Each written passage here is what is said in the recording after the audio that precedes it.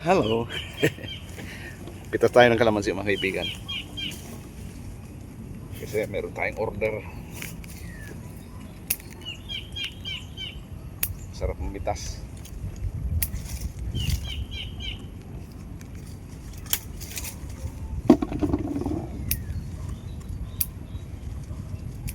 Pwedeng ito.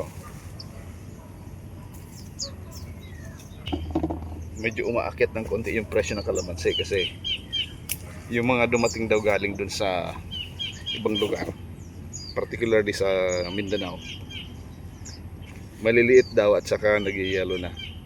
Ibig sabihin noon, nabakin na sa biyahe. Yung nilagyan hindi refrigerated. Ibig sabihin yung temperature hindi controlled. Siguro wing van lang, nakalagay sa box. Sa tagal ng biyahe, medyo mainit sa loob, kaya naging yellow.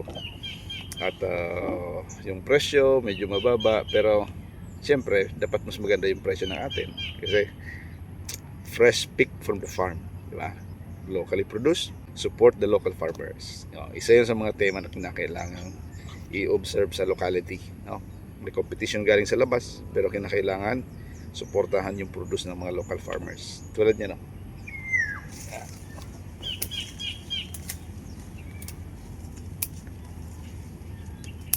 Ito, linis ng mga bunga, Okay. So mas marami yung mapipitas natin kung medyo mababa lang kukunin natin. Dito, medyo mababa lang. Pero yung iba medyo maliliit pa, kaya iniiwasan ko makasama. Kasi sayang, pwede pang lumaki. Kaya madagdagan ng mga 100 grams. Sayang naman, di ba? Talakayin ko pala, konti lang para mapag-usapan lang natin yung tungkol sa presyo ng mga baboy. Yung live weight sa ngayon ay nasa 140 to 150 pesos per kilo. Napakamura, no? Bira. Bakit kaya bumagsak yung presyo ng live weight?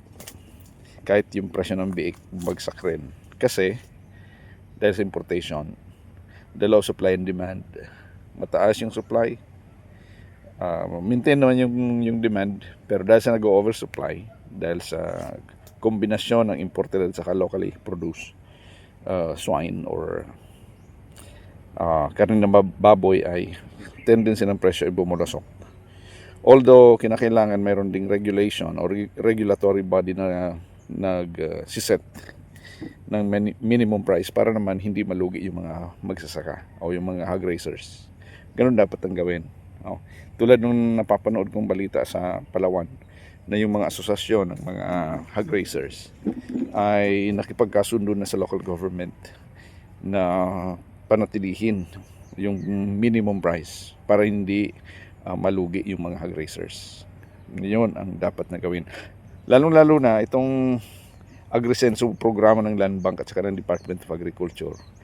Magpapatupad ka ng programa na timing naman sa aksyon ng mga economic advisor ng Pangulo na mag-angkat ng karne ng baboy. Yan ang dilema na kinakaharap namin sa ngayon. So paano kaya kikita yung utang kahit napakababa ng interest? Paano kikita para makabayad? Hindi naman ito mapapasok kasi ng PCIC, ng Philippine Crop Insurance. Kasi market scenario, hindi naman to pest or disease. Kaya panalangin. Gagawa tayo ng paraan, pwede naman tayong magkatay. Ang problema, magagalit yung may mga permit na magbenta ng baboy o magkatay ng baboy. Kung ibebenta naman natin, halimbawa meron kang 10 baboy na kakatayin every day, yung iba naman ma-overfeed na, gagastos ka na ng malaki sa pagpapakain. Hindi mo naman pwedeng i-adjust yung presyo. Makikipagpaligsahan ka siyempre sa commercial price na dapat mas mababa kasi wala kang permit, di ba? Ngayon pag nireklamo ka nung may permit, lagot ka, di ba? Matitigil. So, yun, nagkakaroon tayo ng conflict internally sa kapwa natin mga Pilipino dahil sa pagnanais natin na magkaroon ng kita sa hog racing. Oh, di ba?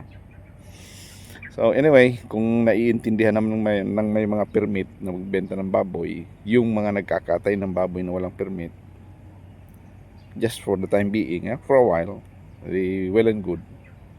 Sana ay maintindihan ninyo. Pero kung kulang na yung bumibili sa inyo, siyempre ang tendency magagalit kayo at magrereklamo kayo sa gobyerno dahil sa nagkaroon ng unfair competition. So ganoon talaga.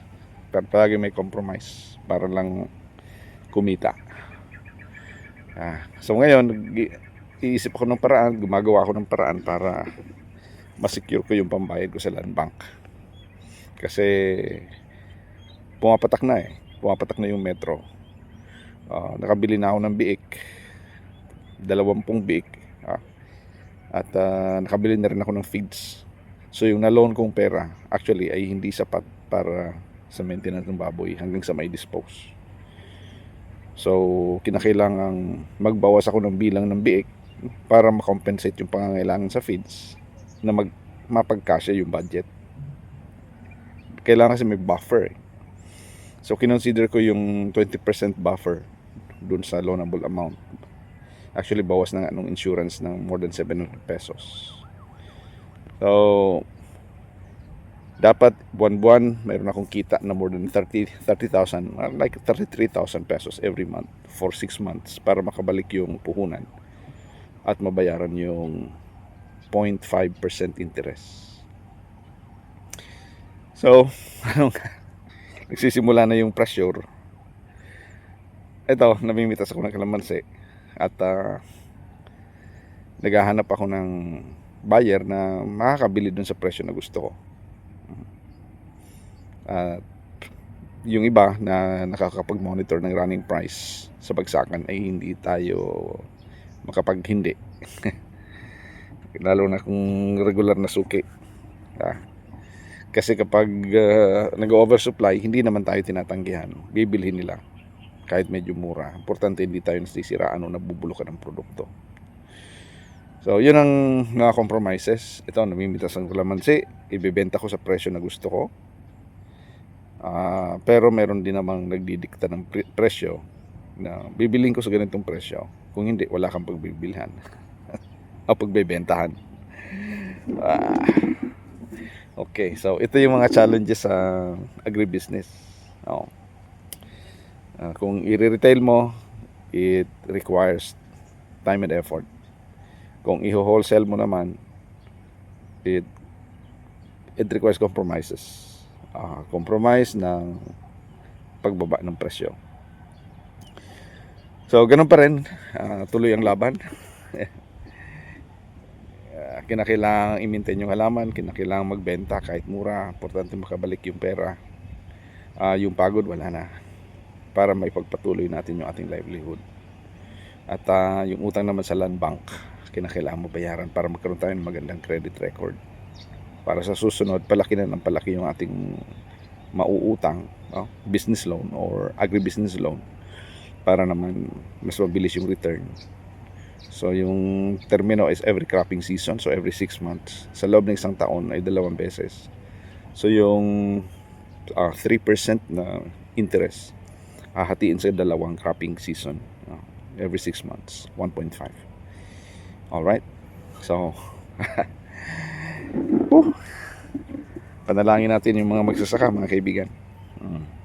Tulad nating na araw-araw nandito hanggang gabi nagmi-maintain itong mga halaman na to para kumita. Alright, thank you very much for watching, mga kaibigan. Please pray for us. God bless you all. Please like, comment, share, subscribe. Bye bye.